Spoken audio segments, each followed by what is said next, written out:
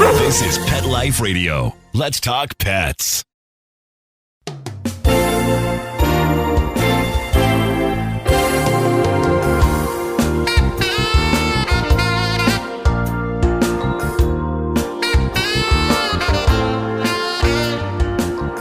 guys, it's Victoria Schaefer, your host of Tales of the City on Pet Life Radio. I'm super excited about today's guest for a number of reasons. Not only is he the president and CEO of San Diego Humane Society, but he is also a licensed veterinarian and a certified animal welfare administrator. Please welcome Dr. Gary Weitzman. Thank you, Gary, for being with us today. Oh, thanks, Victoria. Really good to be with you today. Congratulations on your third book, The Complete Guide to Pet Health, Behavior, and Happiness, published by National Geographic. I have it right here in front of me, and it is a hefty book filled with a ton of very, very important knowledge, a lot of which I didn't know. You know, it was fun to research, too, because I've been a vet for like decades, and there were things that I had to actually research to get what's common now. So it really, it was learning for me too, and I hope it helps people at home take care of their pets as well as possible. For sure. Well, I have a ton of questions for you. So everyone who's listening, stick around because after this commercial break, I'll be talking with Dr. Gary Weitzman about a number of issues that I'm interested in and that I think a lot of you guys will be too. Does your dog itch, scratch, stink, or shed like crazy? Come to Dinovite for help. Order a 90-day supply of Dinovite. Dinovite for life. Pick up 2 tubes of Doggo Suds. Get the third tube free. Peppermint, tea tree, lavender, Doggo Sud shampoo. Made with all-natural coconut, jojoba, aloe. Great for healthy skin and soft, shiny coats. But no itchy, harsh chemicals. Lather up, rinse away. Try Doggo Suds. Buy 2, get 1 free. At Dinovite.com. DINOVITE.com. Let's Talk Pets on PetLifeRadio.com.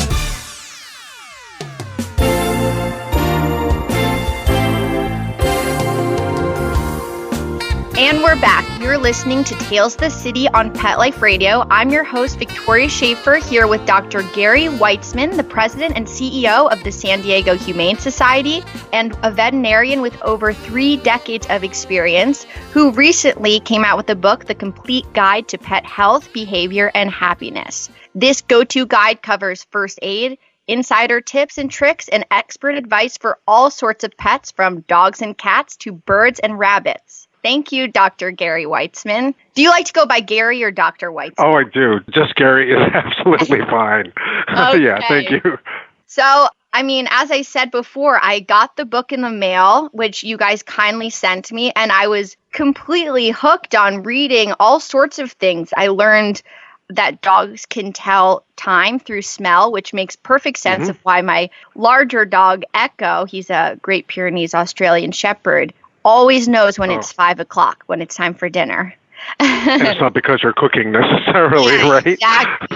Exactly. Isn't that amazing? Haven't people always said dogs don't really know the difference? So you leave the house and you come back and they think you've been gone for a week, or you're gone for a week and it's the same as if you've left for 15 minutes. But now we know that they actually do track time, and it's through their best sense, which is smell. Yeah, I always had a feeling because he's so spot on when he wakes me up in the morning at 7 o'clock and when he's ready for dinner at 5 o'clock. It's like almost to the minute. Yep. And I think a lot of cat owners out there will actually agree with you, because they're woken up at 5 o'clock in the morning because it's time for breakfast, whether or not the clocks have changed and it's still dark out or not. Yeah, totally. So as a vet, I have probably the top question you get, which is, what are some things that you recommend every pet owner do in their home to make sure that they keep their pet happy and healthy? Yeah, okay, that's a good one. I think everything's related, and we were very, very aware of making this book not just about pet health and behavior, but like the whole span of where do you get your first pet, and what are the questions to ask to, of course, end of life. So it's all about happiness. So the best way to keep your pets healthy and happy is to enrich their lives. And so the number one thing I would say at home is make sure home is a wonderful universe for your animals. So whether you live in New York City or you live out in rural Idaho, it's really important that that entire world for your animals, cat, dog, chinchilla, or whatever, is the most enriched one possible. So that will lead to health.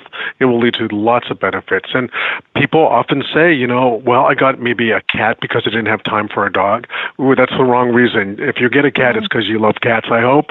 But you have to enrich that world for your cat, because for most cats, they don't even get to go outside. But same for dogs. We really want to make that home experience to be the best possible place for that animal to be. So it's really enrichment's number one. That's an excellent point about the cats. I hear that a lot, that people get cats because they didn't have time for a dog. Yeah. And you go into a lot of detail on how to choose the right pet for you and your family. Can you go over some of those questions that you should ask yourself before making that commitment? Yeah, and actually the first thing that I do say is a disclaimer. Nobody can tell you what to choose for your first pet, because no matter where you go, unless you're thinking, I want an Affenpinscher or I want a Bichon and I've always loved that breed, or if you're crazy like me, I want a German Shepherd, or maybe crazy like you because you've got an enormous combination there with, did you say a Great Pyrenees and an Australian Shepherd? Yeah, I have one Great Pyrenees Australian Shepherd mix named Echo. He's nearly 90 pounds. The rescue I got him from said, he'll be like 30 pounds. They thought he was maybe just a smaller Aussie in a lab. And he grew and grew and grew. Like the first year, I think he was gaining like half a pound every day pretty consistently. Yeah.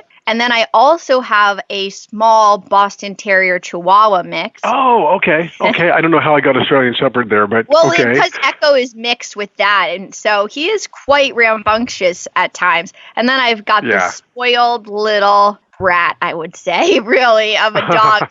She is so spoiled. That you love. Yeah, of course I love her, but she gets everything she wants, all attention on her, sits at the dinner table. I mean, it's She's a successful Boston Terrier. Yeah. Which are great dogs. We don't see enough of those dogs. They are fantastic dogs. But that's the point, right? I mean, you went to rescue to get your dogs, and I love that. And, running an animal shelter, of course, adopt. That would be great because we want animals to get into homes. Some people really want a specific breed, and go to a good breeder if you want that, and maybe partner with a shelter that's progressive in thinking about people's needs, and will send you to the right breeder or connect you with a responsible breeder if you want a particular breed. But often you walk into a shelter or rescue and you fall in love, and it was not at all what was in your mind when you walked in. So my answer to your question, how do you pick the right animal for you? Keeping your mind open is probably the best way to do it, and locking eyes with something that just fell in love with you, because they do instantly. And we take a little longer often, not always, but that's how you do it. And if you go to a shelter or a rescue group, talk to the adoption counselors or talk to the person in the rescue or the volunteer that's fostering, and get all the information that you can, and they will actually help you find the right animal. And it's the best form of marriage brokering. What animals do you guys have at the San Diego Humane Society? Well, yeah, we have a lot. We take in about 50,000 animals a year. Oh my goodness! So it's an enormous endeavor. It's, I think, the largest number in the United States for one organization. And on any given day, we have, like today, we have 2,200 animals here. Wow! And everything from reptiles and birds to dogs and cats, of course, to chinchillas and guinea pigs and horses, pigs, and chickens. I mean, it's like Noah's Ark landed. The nice thing is that we're in a really supportive community in San Diego that values, the relationship between people and animals, and we have lots of wonderful adopters. So we get about 94% of those animals out into homes, which is really, that's thrilling to me. Yeah, but amazing. Often it's to people that didn't think that they wanted a Chihuahua, or they didn't know that they might have wanted a Shepherd mix. And so that's what they fell in love with here. So it should be a family thing. It should be a once-in-a-lifetime, wonderful, just really exciting moment in a family's life to bring everybody involved to a shelter or a rescue and go meet who will become part of your family for the next 15 years. Yeah, and speaking to that, I wanted to congratulate you for this Getting to Zero movement that I read about that you've accomplished in San Diego. It's just cutting out all inhumane euthanizations, right? Yeah, we actually San Diego became the largest city in the United States to be at zero euthanasia of healthy and treatable animals. So every single animal in a shelter in San Diego County can actually be guaranteed a home as long as they're healthy and treatable. You know, there's always euthanasia to end suffering. And for unhealthy animals or those with medical conditions that can't be treated, we treat a ton of them here in San Diego Humane. But there are certainly diseases that can't be, and there's aggression that can't be handled. And for those animals, the most humane thing is not to inflict, too much on them and to let them go. But so many of our animals, 35,000 to 40,000 of them, get into homes every year. And it's a good thing. It's definitely a testament to how supportive our community is to take care of animals and to adopt, and that really helps. The adoption helps a lot. Yeah, and you made a good point in your book about calling it getting to zero as opposed to a no-kill policy. Yeah. I recently saw a documentary called Life in the Doghouse. I don't know if you've seen it, but it's fantastic about similarly. No, I will. It's so good. Similarly, just about, it's not the shelter's fault that they have to. Right. We don't ever use the term no-kill, and most of my progressive colleagues in animal shelters around the country don't use that terminology either, because it basically pits shelter and animal welfare organizations against each other to kind of imply that one shelter is euthanizing because they want to do that is really the opposite of what's true. So we never use the no-kill terminology, but what we do say is we save every life that we can. And for us, we guarantee that no healthy or treatable animal will be euthanized. And it kind of puts us all on the same level. And I think that's really important because every group, whether it's a rescue group run by volunteers or a big shelter like mine or everything in between, we have to work hand in hand and together. And if we don't collaborate and work on the same level and support each other, then we're not going to ultimately help animals as much as we could. And that's the bottom line. Totally. So speaking of rescue, obviously there's just so many animals in need, and spaying and neutering is super important. Now, there's always the question of at what age should I spay and neuter my dog? And while a lot of shelters, I know, they spay and neuter their dogs before they adopt them out, which is like 3 months old. Is that dangerous? Well, no, and there's been a lot of information about this very issue, and I got to be honest, we don't know yet exactly what the answer to the question is, and it's changed. Most pediatric spays and neuters have started to slip back to about 8 weeks as the start.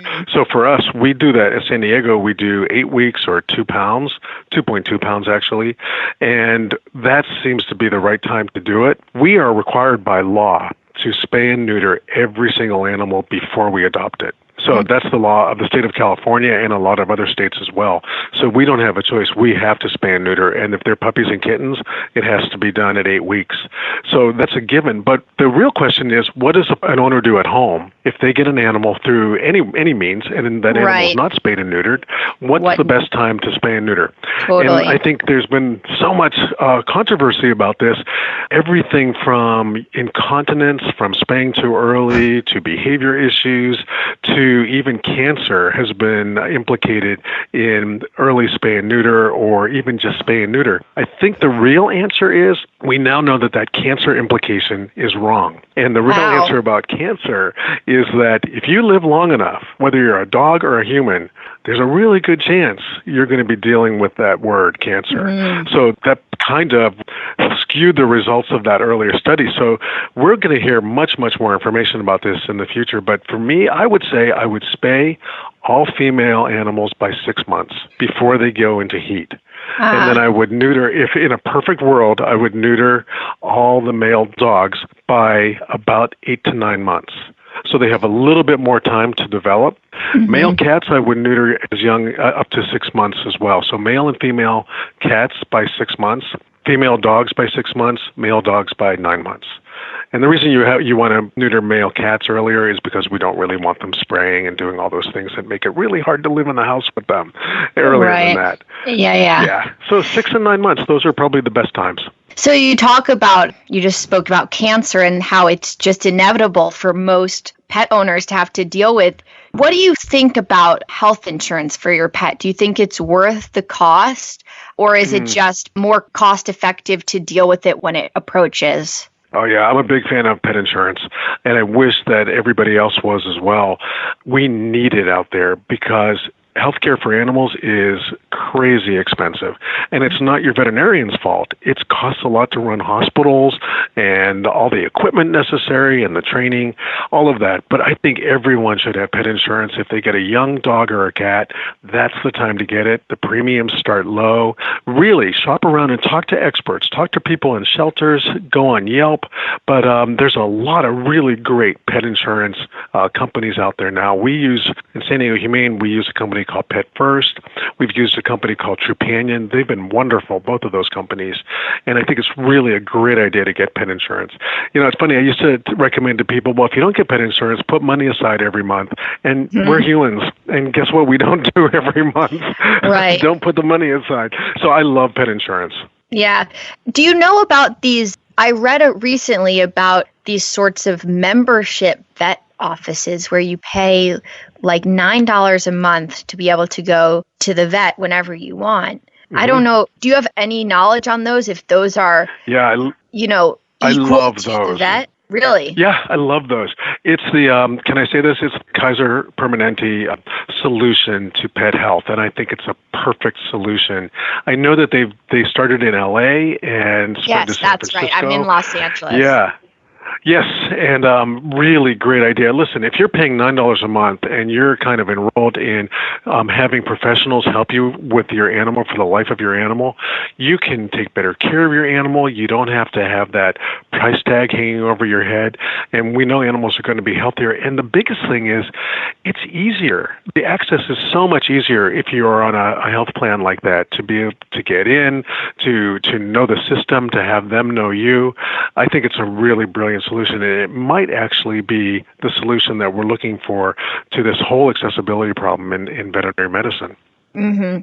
Another thing that can be very costly is dental cleanings for your dogs. And, I know it's really, for me too, it's scary to, choose an elective surgery that's expensive and also requires anesthesia. What do you think about that? Is it necessary? Can you just brush your dog's teeth at home?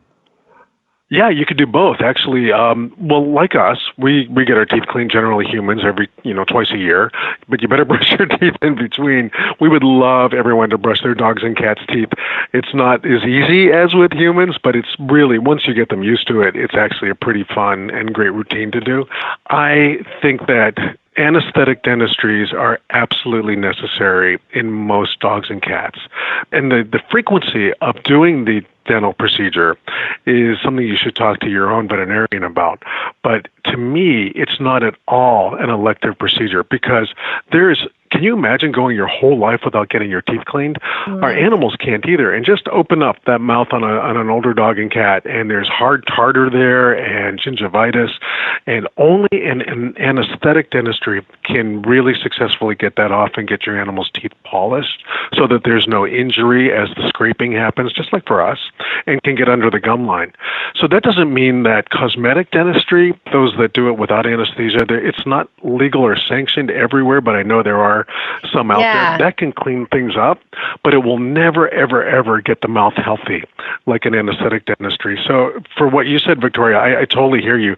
The thought of doing an anesthesia that you don't really know if you have to do, it's scary, but thankfully, partner with your vet, make sure you have a healthy animal, that there shouldn't be any undue risk with the anesthesia. Anesthesias now are so much safer. It doesn't mean that, even I will pace when my dogs are having their teeth cleaned, but I know when I get them back, I'll tell you, they are going to be 80% healthier animals because their teeth got cleaned and we got underneath that gum line. And at the very least, I would say consult with your vet once every 2 years to see if your animals need to have a teeth cleaning.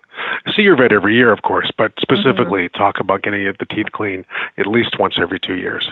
Okay, I'm going to do it. I've been very hesitant, Okay. but I'm going to do it after hearing you speak about it and then reading about it in your book. I think I have to just... I'll tell you, your dogs will feel better. It's crazy, but they'll actually feel better afterward. Well, part of the hesitation as well is my dogs really hate going to the vet. Oh, yeah. Do you have any tips and tricks for pet owners to make their pets more comfortable with the vet? Yeah.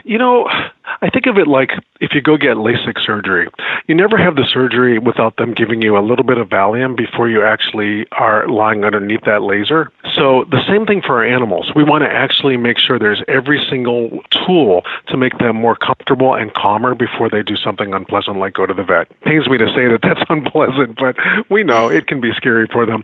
So for dogs, I would say many dogs like being in the car. Keep the car fun. Make it fun. When you go to the vet, start giving treats at the door and just go there. Don't even go there for an appointment. Just go, give your dog a treat, go back in the car. Just get your dog used to doing this a little bit, or go meet the receptionist and say hello and have him or her give your dog a treat and then go home. Those are ways to start getting your dog more accustomed to it. If you have one that's really not happy about going at all, talk to your veterinarian about getting a mild sedative. And we use a lot of different ones for animals now just to have them be calmer. And when your animal's going to go and have a dental procedure, that sedative can actually almost act as a pre-medication before it. Talk to your vet first, of course. But we do not ever want animals to be scared and stressed when they come in. There's this whole fear-free concept now about bringing animals to your vet, and that we make sure that all of their nervousness is mitigated to the best way possible. And that ranges from treats to anti-anxiety medications to, for cats, feel away and soft music and the way you hold the carrier. It's really all about decreasing their stress. So there's a lot of things you can do to make your animals a little bit more comfortable about going. But try the trick with the treat and the receptionist for a little while. Okay, although you're in LA, you're going to need a sedative just to drive over to your vet. It's like as soon as we're in the vicinity, they start panicking and they just, one of my dogs, Echo, and I are almost the same size, and he's such a good dog otherwise. But when it comes to the vet, it's pretty hard for me even to get him to go inside. He's so strong. Oh, poor guy. Poor guy. Talk to your vet. Let's see if your vet might want to give you something to make him a little bit more comfortable coming in. Well, so that's he's not an excellent suggestion for sure. Now, another thing that is great about your book is that you have a lot of photos of different health issues and how to identify them and how to treat them at home. But how do you identify an emergency when it's time to go to the vet versus a common injury or, illness or something that you could just treat at home with, over the counter or something, or patience and care? Yeah, that's an excellent question. And that's actually what prompted the book, because over the decades that I've been working with animals, you're really working with people. And people are always telling me or recounting their latest adventure at their vets, and it's always at 2 o'clock in the morning on a Saturday night into Sunday. And boy, it just, it never fails. So that's when it happens.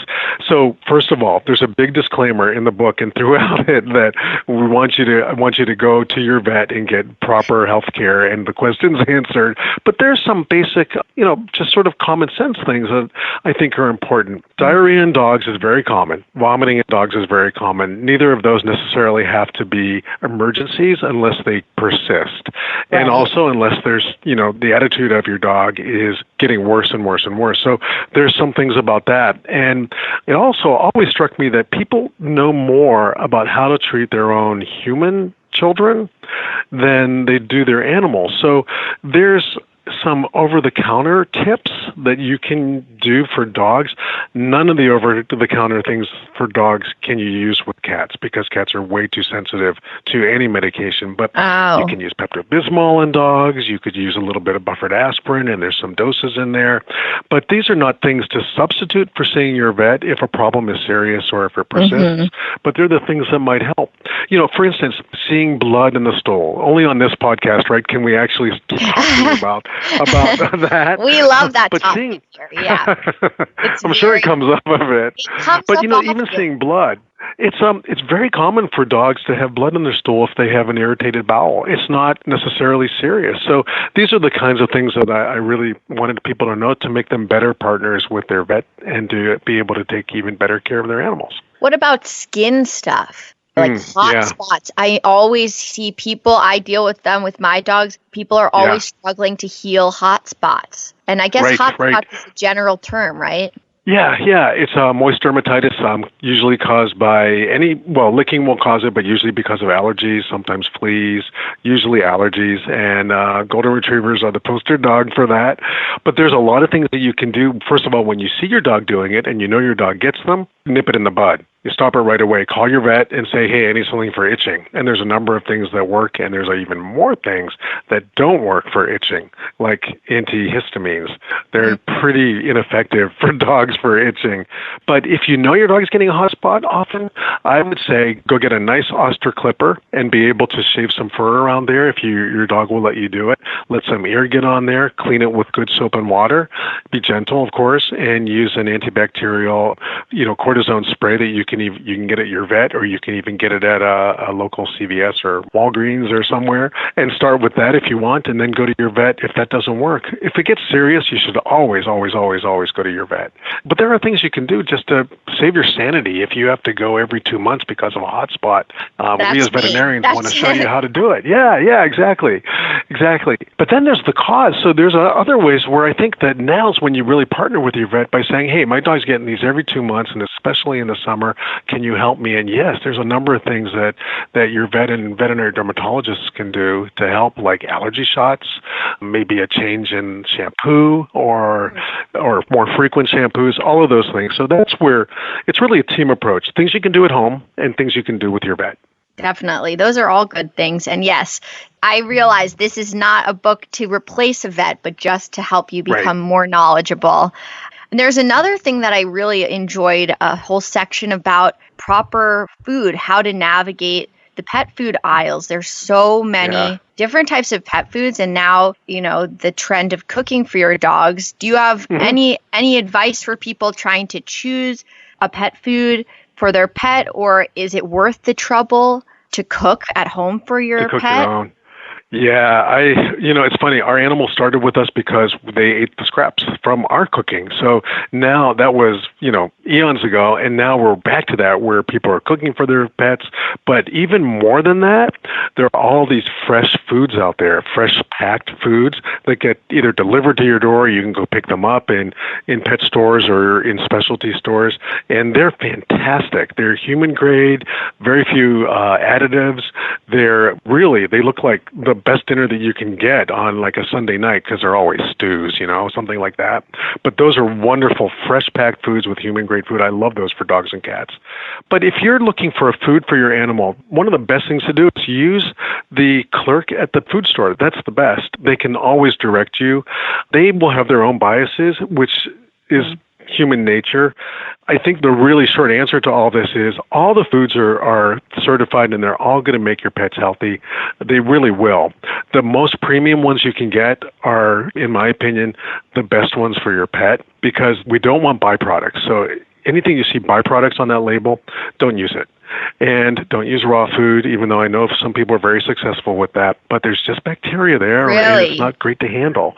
Yeah, and I did it for my dogs for a long time, and they did okay. But I'm not a fan of that. But I love these fresh packed foods, and there's a number of companies out there that do this. And then the biggest thing is, don't be scared of grains. There's very few dogs that are allergic to grain, and corn is not the enemy. I make a big point in the book. That's really marketing, and even the pet food companies will say that there's no problem with grain. It's a great source of energy, and corn is really fine. You just want them to have meat and protein in there as well, and that should be the first ingredient. So what about these foods that say they're no grain? Is that not good? That's for mom and dad marketing. That's it. Oh, it And doesn't actually. there are some animals that do not react well to grain. Like there's some people that are gluten-free or whatever, but very, very few. So grain and corn is the grain. They're not a problem. But here's the real answer to all of this. How does your dog or cat look on the food that you've picked? How healthy are they? And so everything is a laboratory experiment, right? And then see how your pet does. Do they love it? Because they need to love it because the animals love food. And are they thriving on it? And if they're not, slowly introduce a new one and try that one instead. Okay, great. I had no idea. I thought I was buying no grain, really expensive dog food because it's just all solid protein and that's that. But yeah, there's a lot. It turns to out it. we don't want them to just have protein. They can Yeah. have the solid grain. The grain gives them that energy boost that actually can really be helpful, and they like it. How many dogs are out there eating an entire field of grass? So they, which is I guess we could call that a vegetable too, I suppose. Right. All right. Well, you've answered a ton of questions. I think I've sprinkled in some of my own personal questions, and I have one more one that pertains to me just today, actually. And I was like, wow, it's so great that I'll be speaking to Gary later. A friend of a friend found a puppy recently, just this past week, who appeared to be starving, but otherwise the vet said was in good health, just needed some nutrients. And now we have this dog, probably will be dropped off at my house tonight, actually, because she can no longer care for it. What do you do when you find a dog? And what should I do as far as finding this dog a home and knowing that the home is going to be a good one? So the home's not going to be your home. The home's not going to be my home. I will foster. Okay. I will foster this dog for a little bit, but she's posted signs around. I know your book has a whole section about just even how to make a good sign, and she's reached out to shelters. No one's claimed the dog, but also a lot of shelters are full, and we don't necessarily want to. Yeah, certainly wherever you live, there's a shelter that's responsible for your area. By law, there are shelters that are responsible for your area, whether they're government shelters, municipal, or they're private organizations like mine. And we have municipal contracts in 12 different cities, so we'd be responsible. So what your friend found was a stray, and then that stray actually ought to, by law, go to the shelter so that it can be found. We love it when people try to make that connection on their own and that animal never has to come to a shelter. So as long as you let the shelter know, responsible for your area, that this puppy was found, description, where it was found, people have 4 days generally to go and retrieve their animal. That's general rule of thumb. And otherwise, I would say for help placing that animal, go on Nextdoor in your community with a good picture of your animal.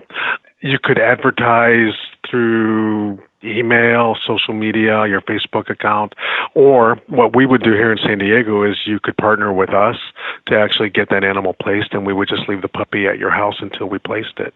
So if you're in LA, go to SPCA LA would be a great resource in LA. Every city has a great resource. There's quite a few in Los Angeles as well, of course, because it's a huge city, but they could help you actually place that animal as well. It'd be great if you kept the dog at your house, though, so that he wasn't exposed to a shelter. I'm gonna have now 2 puppies at my house this week. So it's dog. Oh, lucky you! Yeah, it's dog crazy over here.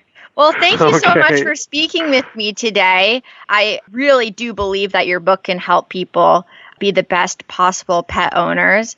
And for anyone listening, please go out and get the complete guide to pet health, behavior, and happiness by Gary Weitzman. Thank you so much. I would call you with all my vet questions and concerns. I think anytime. I got some free advice just this afternoon, so thank you. That's great. Great talking to you. Thanks so much. Talk to you soon. Okay, thank you. Bye-bye. That's all for today. I want to thank Dr. Gary Weitzman for taking the afternoon to speak with me. I highly recommend his book, The Complete Guide to Pet Health, Behavior, and Happiness. I've got a couple puppies downstairs whining and waiting for me to open the door. So follow me on Instagram at Victoria Lily Schaefer. I'm actually going to be posting an adorable photo of my dog Brew in the bathtub today. And I'll see you guys all next time when I tell you another fun and exciting tale of the city. Let's Talk Pets, every week on demand, only on PetLifeRadio.com.